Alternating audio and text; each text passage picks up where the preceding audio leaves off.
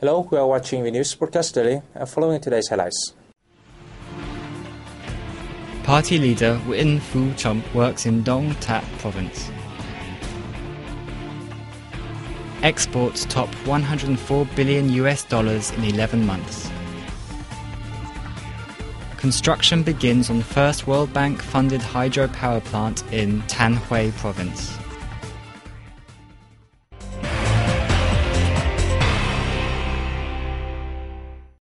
General Secretary of the Communist Party of Vietnam, Nguyen Phu Trọng, paid a working visit to the Mekong Delta province of Dong Thap on November 24th and 25th to inspect the implementation of the 11th National Party Congress resolution and party building work in the locality.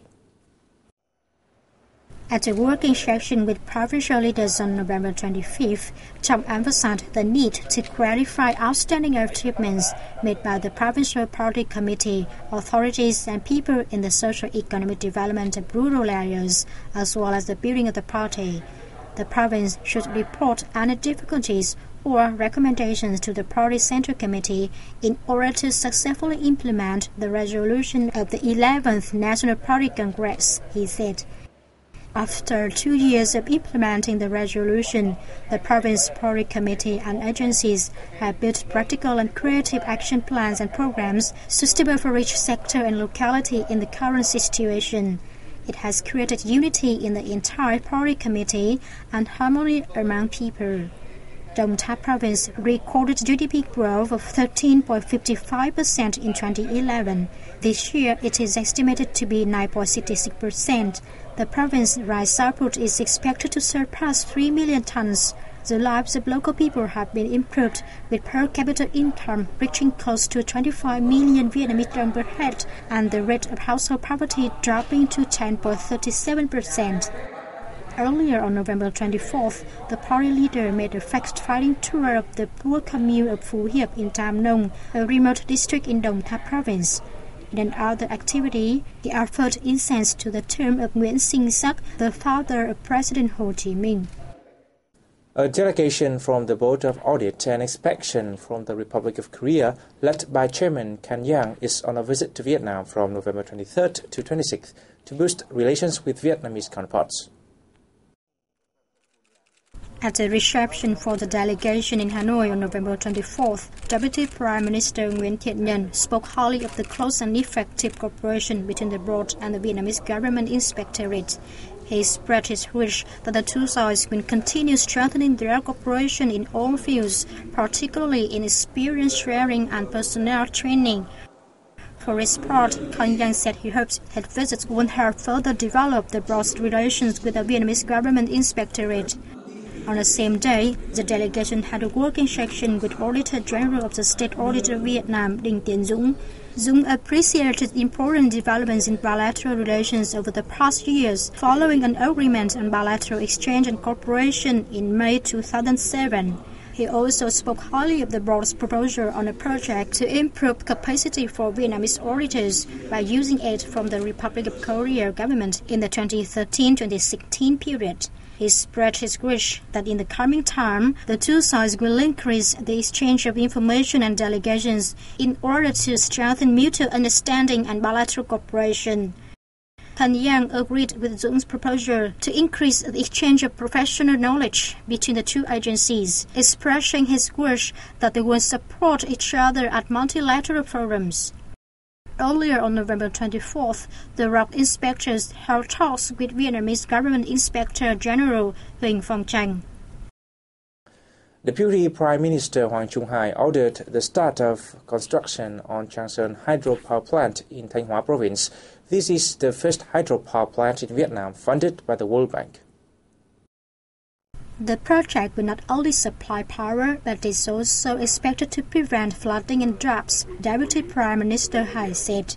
The power plant would benefit the environment and create better living conditions for local people, he said, expressing his hope that the project, with the assistance of World Bank experts, will meet the strictest environmental and safety standards and ensure social security. The project has a total investment of $410.7 million, to which the World Bank provides a $330 million loan.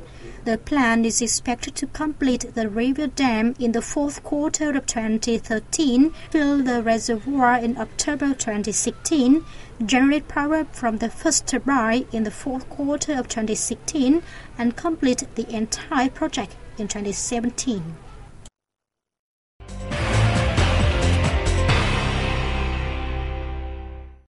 The 7th National Buddhist Congress has reordained Most Venerable Thích Phổ Tuệ as Patriarch of the Vietnam Buddhist Sangha's Patronage Council. The Congress took place in Hanoi on November 23rd and 24th.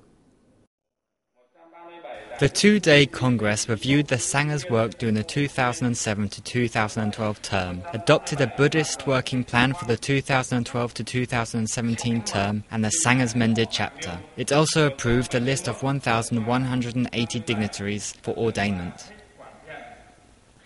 The Congress nominated a 24-member Patronage Council and elected 61 members to the Executive Council, headed by Most Venerable Thích Ji Din.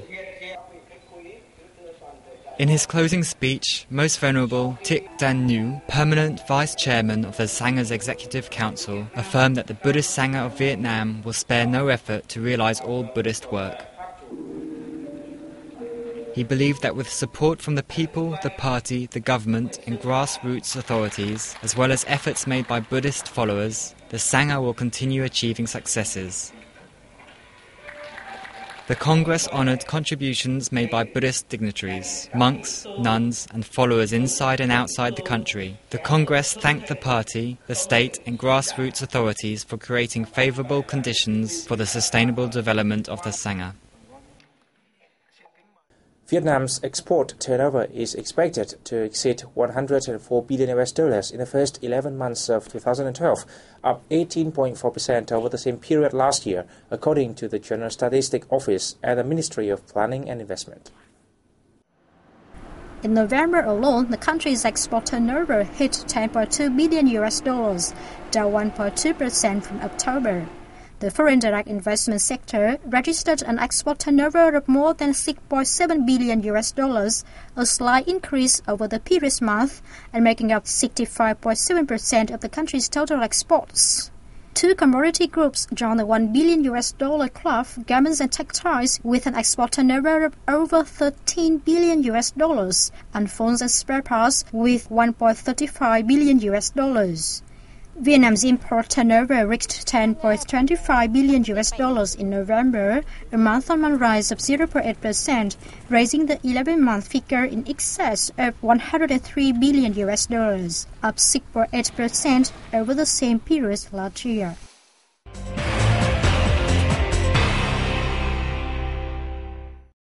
Teaching children is difficult. Teaching those with disabilities can be even more challenging. But many teachers pursue this line of work because of their great love devoted to children.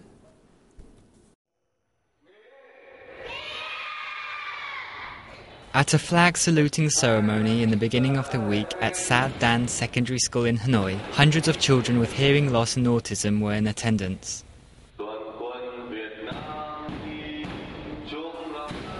Although unable to hear the melody of the national anthem, they passionately sang in sign language.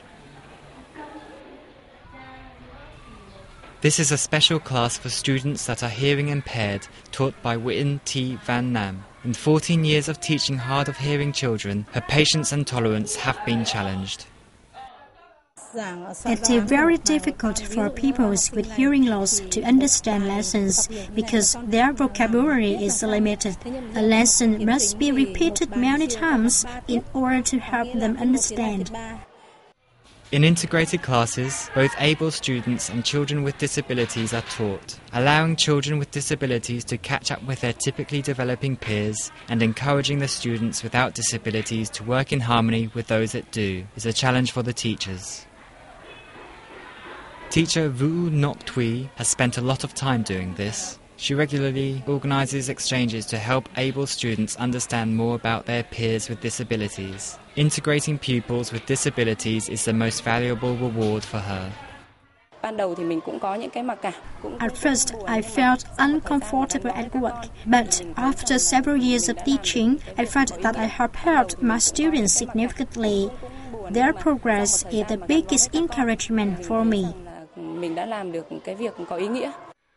If teachers are said to be silent boatmen, those who teach children with disabilities are the most silent, patient and tolerant boatmen. In return for the teachers' hardships is the daily improvement of students with disabilities. And the most important thing is that the children gain more confidence in life. And this is the end of our news today. Thanks for watching and goodbye for now.